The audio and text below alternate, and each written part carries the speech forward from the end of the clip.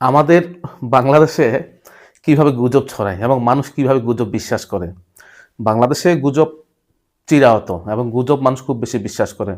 আমার নানা ছোটবেলা আমাদেরকে বলতেন যে রবীন্দ্রনাথ ঠাকুর চেয়ে কাজী নজরুল ইসলাম অনেক বড় কবি এবং রবীন্দ্রনাথ ঠাকুর তার মেয়েদেরকে কাজী নজরুল ইসলামের সঙ্গে বিয়ে দিয়ে নোবেল পুরস্কারটা নিজের কাছে নিয়ে গিয়েছেন।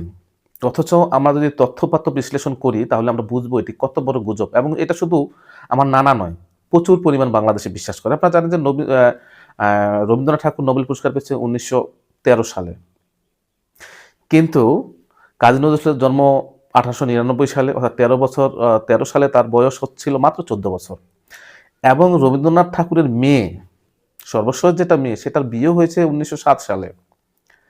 এবং কাজী নজরুল ইসলামের যেই সাহিত্য, সেটা বিখ্যাতভাবে যে হয়েছে, নানা সময় হয়েছে, কিন্তু আ তার লেখা কিন্তু আমরা ১৯১৯ সালের আগে কি সেভাবে দেখেছি যে সেভাবে প্রকাশ পেয়েছে?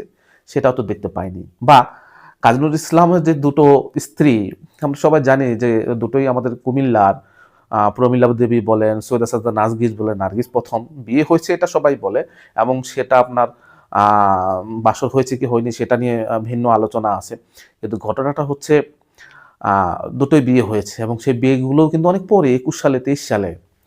অতএব তার বহু আগেই রবীন্দ্রনাথ ঠাকুর নোবেল পুরস্কার পেয়েছে। এই গুজবটাও কিন্তু বাঙালি বিশ্বাস করে। তো এইখানে যেকোনো গুজব আপনি মার্কেটে ছেড়ে দিলে আমাদের এখানে চলে। এই যে ময়মনসিংহের আমরা দেখলাম যে আ ভদ্রলোককে যাকে মারা হলো, তাকেও এরকম গুজব ছড়িয়ে মারা হলো এবং জনগণ বিশ্বাস করল। একটা আজব এখানে দেশ। আপনি যে গুজবই ছাড়বেন না কেন, সেটা এখানকার জনগণ বিশ্বাস করে।